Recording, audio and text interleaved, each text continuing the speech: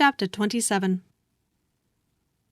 With no greater events than these in the Longbourn family, and otherwise diversified by little beyond the walks to Meryton, sometimes dirty and sometimes cold, did January and February pass away. March was to take Elizabeth to Hunsford.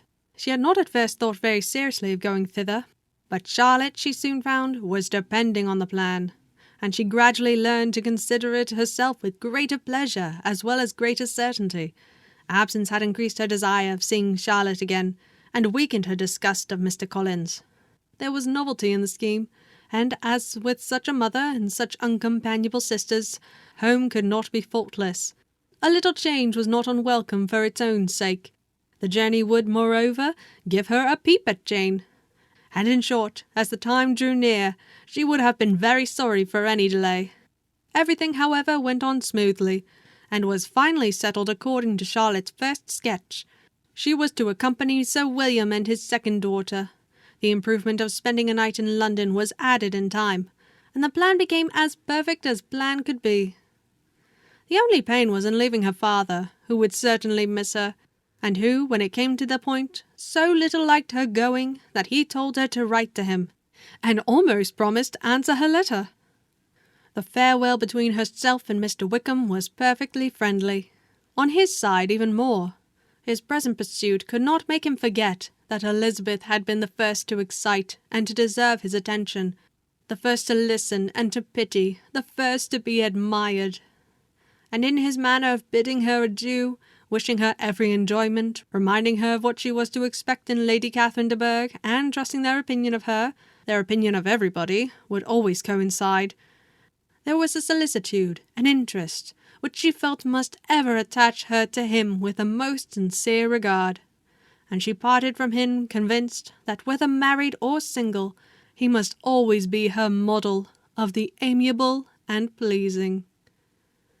Her fellow-travellers the next day were not of a kind to make her think him less agreeable.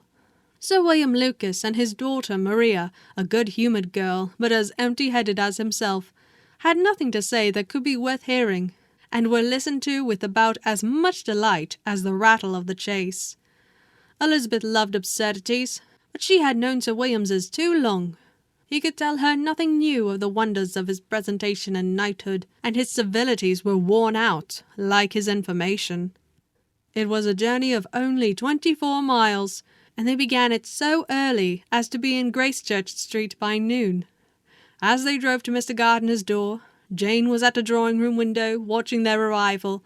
When they entered the passage, she was there to welcome them, and Elizabeth, looking earnestly in her face, was pleased to see it healthful and lovely as ever. On the stairs were a troop of little boys and girls, whose eagerness for their cousin's appearance would not allow them to wait in the drawing-room, and whose shyness, as they had not seen her for a 12-month, prevented their coming lower. All was joy and kindness.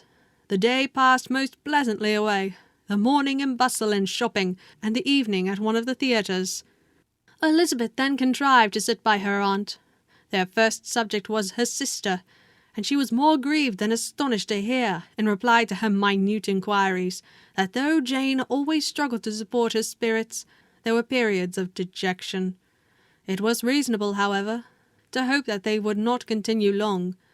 Mrs. Gardiner gave her the particulars also of Miss Bingley's visit in Gracechurch Street, and repeated conversations occurring at different times between Jane and herself, which proved that the former had, from her heart, given up the acquaintance. Mrs. Gardiner then rallied her niece on Wickham's desertion, and complimented her on bearing it so well. "But, my dear Elizabeth," she added, "what sort of girl is Miss King? I should be sorry to think our friend mercenary." "Pray, my dear aunt, what is the difference in matrimonial affairs between the mercenary and the prudent motive? Where does discretion end and avarice begin? Last Christmas you were afraid of his marrying me, because it would be imprudent, and now, because he is trying to get a girl with only £10,000, you want to find out that he is mercenary." "If you will only tell me what sort of girl Miss King is, I shall know what to think." "She is a very good kind of girl, I believe. I know no harm of her." "But he paid her not the smallest attention till her grandfather's death made her mistress of this fortune?" "No, why should he?" If it were not allowable for him to gain my affections because I had no money, what occasion could there be for making love to a girl whom he did not care about, and who was equally poor? But there seems indelicacy in directing his attentions toward her so soon after this event. A man in distressed circumstances has not time for all those elegant decorums which other people may observe. If she does not object to it, why should we? Her not objecting does not justify him. It only shows her being deficient in something herself, sense or feeling. Well, cried Elizabeth, have it as you choose.